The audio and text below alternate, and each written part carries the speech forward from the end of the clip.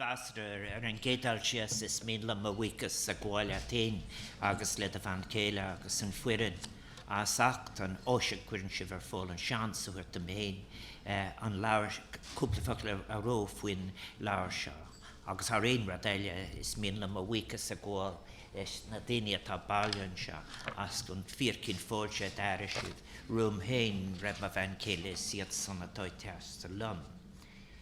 Dear friends, may I first of all say what a great pleasure it is to see you all here and to thank you for your interest in Ideas Matter, speeches for an ethical republic. I always, when I'm preparing, make out little notes to myself as well, just to keep the spontaneity of my speeches going.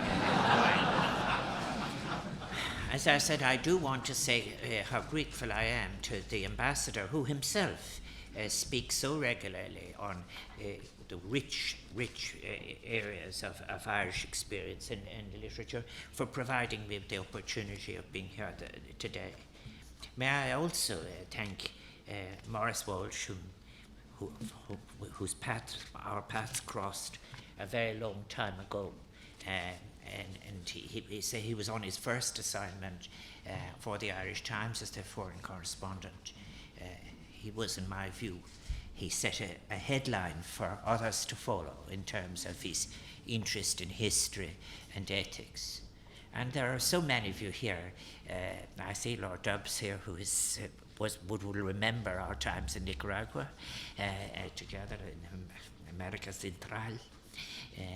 But you're required them we win. But I also tell you that, and it is of relevance to this book, so pleased that the children of my two sisters and their grandchildren are here with us.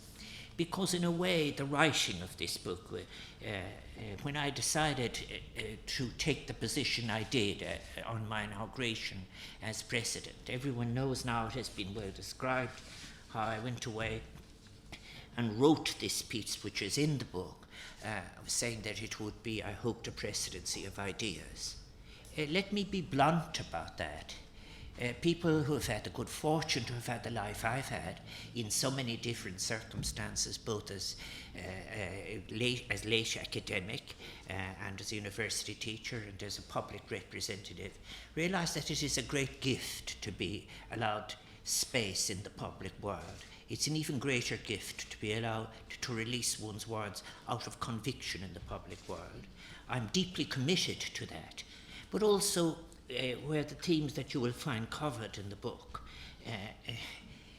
I was confronted almost immediately with a moral choice, and that is, those who knew very little about what I was or what I had been doing, I think, would say, what is he going to be like in the presidency? As if it had some existence separate from the person who had been directly elected by over 1 million people. And it struck me as I thought in Glenstone, thinking to my friend, how dishonest it would be to seek to invent a persona that was totally different from the person that they had been hearing for a long time. And then I decided at that stage that it was best to set this out from the very beginning in the inaugural speech, which you will find in the book. And also, I have had such distinguished predecessors, and those great women, for example, who preceded me. But what one brings to an office like this, when you're being a directly elected head of state, is you bring yourself in all of your experience. So if some had brought, for example, a familiarity with constitutional law, I had been a sociologist, I had been a published poet, I had been a writer, I had been the president of a political party, I had been a public representative for a very long time.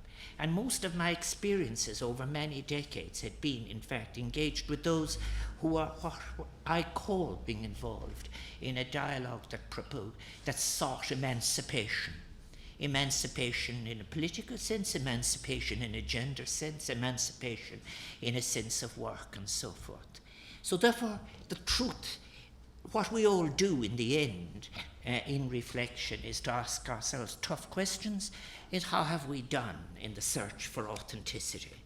I do want to thank this appropriate, because given again my previous experience in the areas of culture and the arts, to thank Brian Burke for the portraits at the back of the book and Ger Sweeney for the cover of the book. I wanted to say as well how grateful I am that Jonathan Williams, my agent, introduced me to this wonderful new publisher, Neil Belton, who was described to me by Declan Calvert as one of the last of the great editors. So therefore there's a compliment in there.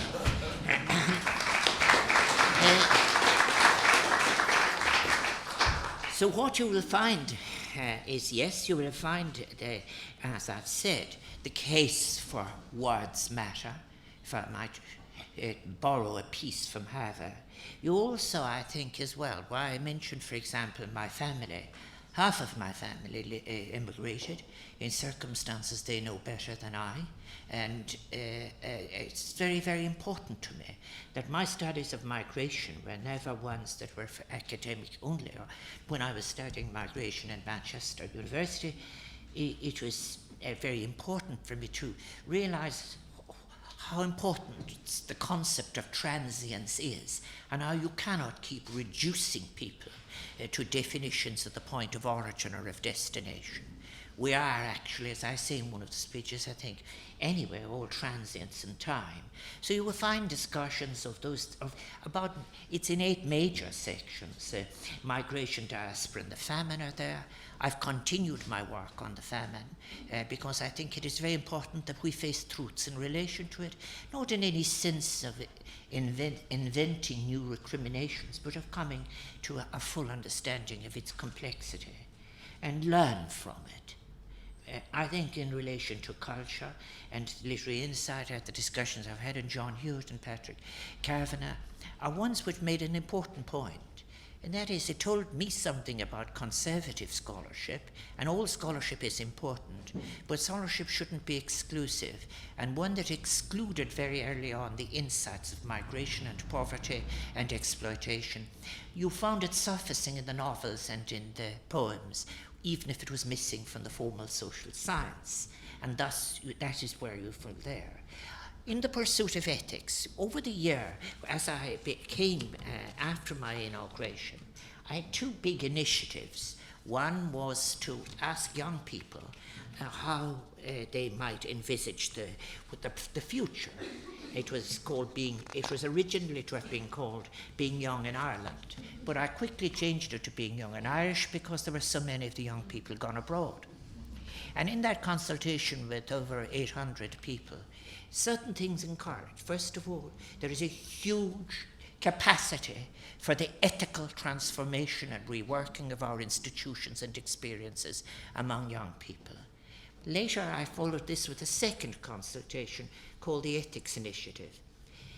And there I was very struck, as it were, by the division between scholars, philosophy departments who didn't engage with politics departments, economics departments that didn't recognize either philosophy or politics, sociologists who felt insecure, literary critics who felt that they should be doing the sociology the sociologists weren't doing, and it went on. So in the course of that consultation, my suggestion to them is that it is the task of public intellectuals to work mind and make it available through an active communication with the public. I made this case very strongly in a speech you will find in the book at the Sorbonne. Therefore, again, a change I have been able to make in my action as president, has been when I have gone abroad, is that I've usually sought to give a lecture in one of the 3rd level institutions, be it in Sao Paulo, or be it in New York, or be it at the Sorbonne. I think that is very important, because it is important for you to say that somebody who came from a position of absolutely no privilege is deeply committed to ideas, and ideas belong to everyone in a community. And I think that's a kind of solidarity that is very, very important to me. You will find occasionally those pieces in the Irish language, because the Irish language is 5,000 years old, and it was one of the consequences of our colonization to be forced it was part of our loss of the languages. By the time one of my predecessors, Douglas Hyde, founded the Gaelic League, the language was spoken by less than 10% of children under 11. So therefore it is back, and therefore that was very important. I think that in relation towards an ethical foreign policy, Morris has referred to it already. It is one of the great sources of energy in one's life, as Lord Dubs would know, to be there at the moment of great historical change. Can you imagine the effect of throwing off a dictatorship? But not all dictatorships are military, and there is a dictatorship of uncontested ideas that has to be faced as well. You have to realize, I think, for example, that those who suggest rather arrogantly that there is no alternative to a particular orthodoxy, or that people must adjust themselves. I think that Paul Mason maybe wrote it recently, a 4.5 billion year old planet put at risk by a 25-year-old ideology. And I think that what we really have to think about, therefore, is to be able to have the capacity to throw over those assumptions that don't serve us well. I think that I drew in the suggestion for these speeches, how do they come to be? Well, there are 35 there. I think what we sent to Neil were more than 100, because there are many of these exchanges going on with the world. But I think that I'm very, very, very grateful to all those who assisted in any way, those in Oris and Uachtaráin and those elsewhere who supplied me with material, and which was very valuable. Helen Carney, my secretary, has become an expert in a form of interpreting my handwriting, which I hope will serve her well, if not in this world. I think, as well, what was very, very important is that all of these speeches, I've said in the preface, I would have given anyway. That's why I had to search for authenticity. But they were prepared for someone who has had an experience like mine, who has arrived in the presidency against maybe unexpected circumstances, and they're offered to the world with humility in pursuit of a discourse that I feel urgent. I have seen so much when I came as a very young student to England. I admired the National Health Service as one of the great inventions of humanity.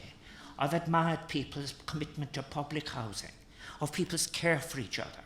I have been behind banners where the inarticulate discovered courage from speeches and so forth. That world is a world that is not lost. It is a world that has to be reconstrued and so on. And it will be, because it is our primary duty, I think, to create the capacity for hope. And even globally, as I have been referred to, that my interests are global.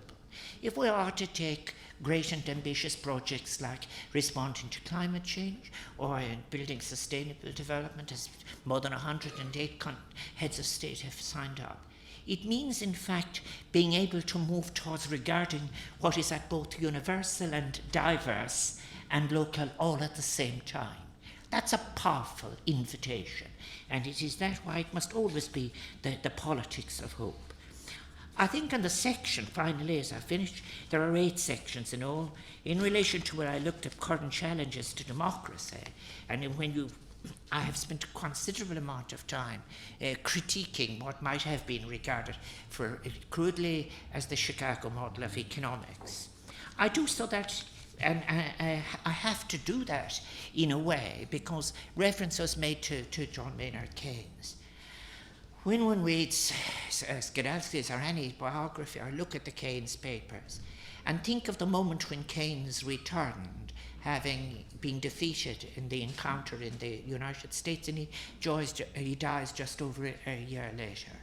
But there is that powerful, passionate suggestion that the people together and the state taking action with the support of the people in a transparent way can address any problem. I think you don't have to be a Keynesian now, but what we have to be in many cases is we have to ask those who suggest that there are inevitabilities, in the same way as the old medievalism was overthrown in its day. You must say, show us your assumptions.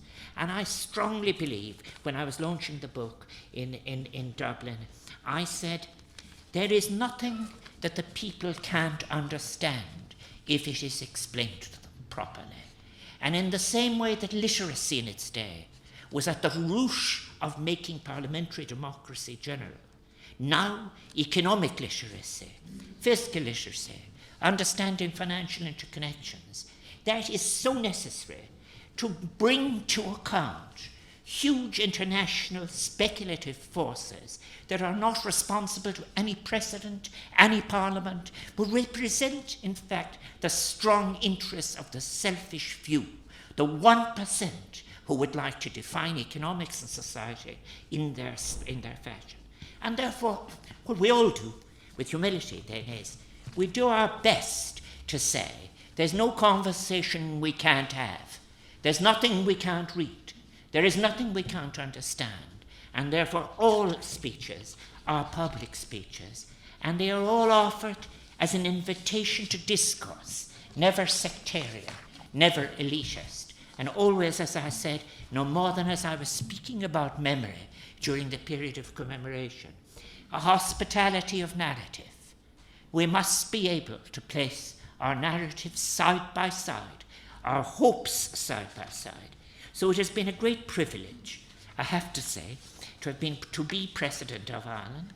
It has been a great privilege to have been able to deliver these speeches at home and abroad, in universities and in public spaces in so many ways, and to have listened to such a great response. And I'm very, very grateful to the publishers and to Neil for his decision to bring them to a wider audience, and to yourselves for coming along. And I have to tell you, as they would say, I always remember on a train some former students of mine saying to me, he had just bought a new racehorse, one of them. And he said to me, Michael D, are you still at it? Well, I have to tell you I am, and that is why. And I have to tell you that is the reason I am this evening when I speak at the TUC Hall. I'm standing a very large audience on the contribution of Eva Gore Booth and Esther Roper, and their marvellous radical contribution to British and Irish society at the end of the 19th century. So it all continues. So let the work of emancipation flourish and spread. Caramila Mahaki, thank you.